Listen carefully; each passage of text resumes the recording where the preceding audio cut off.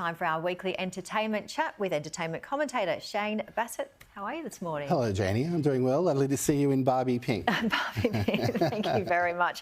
So, the 80s, making a comeback. Kim Wilde. Yeah. I've got Kids in America in my head. One of the great songs. Oh, incredible.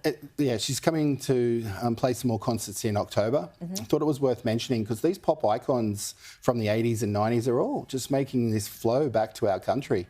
Human Nature, and you got Human League as well, and you have Cheap Trick, who have been here recently, but Kim Wilde, she's amazing. And Kids in America, View from a Bridge, Cambodia, pretty big list there. There's a huge list, and there's a lot of huge hairdos in the 80s and hairspray. Big hair isn't that bad when you look back at some of the singers.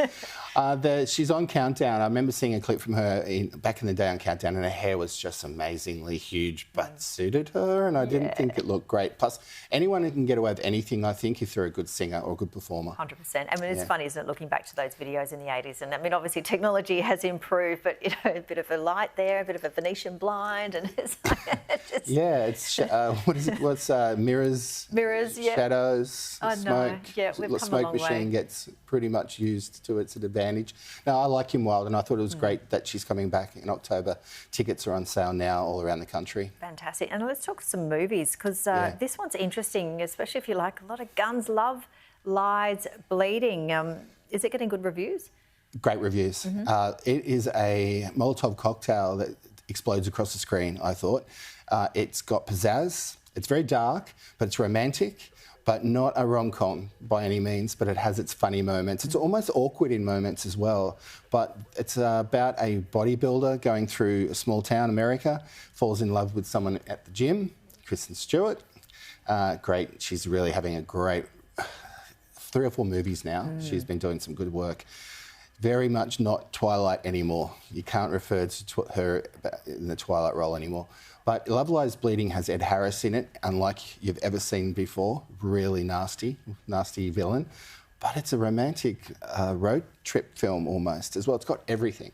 Can't recommend it enough, but like you said, brutal and, yeah, a lot of guns blazing across the screen, but just a big heart as well. Okay, yeah, it sounds very, very good. And on binge, Asteroid City. Yeah, Asteroid City didn't do that well at the cinemas, but it's got an all-star cast, and I think it's worth watching. Tom Hanks and Jason Schwartzman, Scarlett Johansson, you have Margot Robbie.